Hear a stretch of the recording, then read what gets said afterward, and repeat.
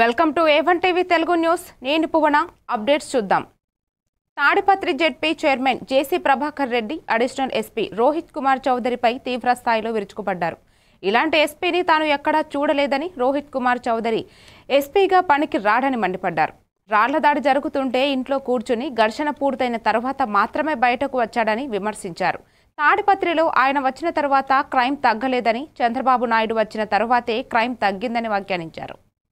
ఆర్థిక సంస్కరణలు వచ్చిన తర్వాత మొట్టమొదటిసారిగా $15 billion data centre, artificial intelligence ఖర్చు పెట్టే పరిస్థితికి వస్తున్నారు. ఇది ప్రపంచానికే ఒక హబ్బుగా తయారవుతుంది. ఒకప్పుడు హైదరాబాద్లో హైటెక్ సిటీ, ఐటీతో ప్రారంభించిన నేను ఈరోజు ఆర్టిఫిషియల్ ఇంటెలిజెన్స్, అదే మరిగా డేటా సెంటర్తో, గూగుల్తో విశాఖపట్నం ముందుకు పోయే పరిస్థితి వచ్చింది. ఇవన్నీ ఒక ఎత్తు అయితే, సమాజంలో అశాంతి సృష్టించడానికి కొన్ని రాజకీయ ముసుగులో కూడా కొత్త కొత్త నేరాలు చేసే పరిస్థితికి వస్తున్నారు. నాకెప్పుడూ భయం లేదు. మీ అందరికీ తెలుసు, మీరందరూ త్యాగాలు చేస్తున్నారు. మీరు చేసిన త్యాగాల్లో ముందున్న వ్యక్తి నేను.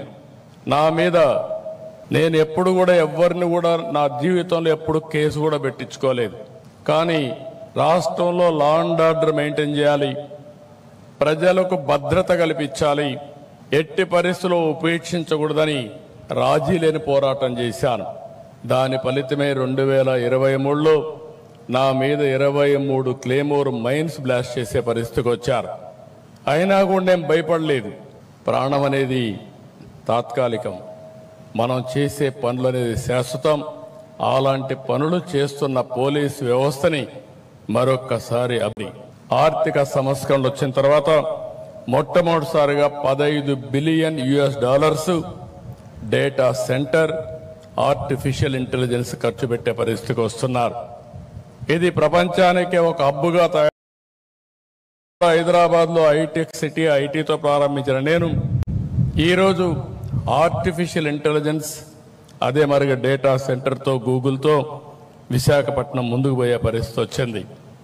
ఇవన్నీ ఒక ఎత్తు అయితే, సమాజంలో అశాంతి సృష్టించడానికి కొన్ని రాజకీయ ముసుగులో కూడా కొత్త కొత్త నేరాలు చేసే పరిస్థితికి వస్తున్నారు. నాకెప్పుడూ భయం లేదు. మీ అందరికీ తెలుసు, మీరందరూ త్యాగాలు చేస్తున్నారు. మీరు చేసిన త్యాగాల్లో ముందున్న వ్యక్తి నేను. నా మీద నేను ఎప్పుడు కూడా ఎవరిని కూడా నా జీవితంలో ఎప్పుడు కేసు కూడా పెట్టించుకోలేదు.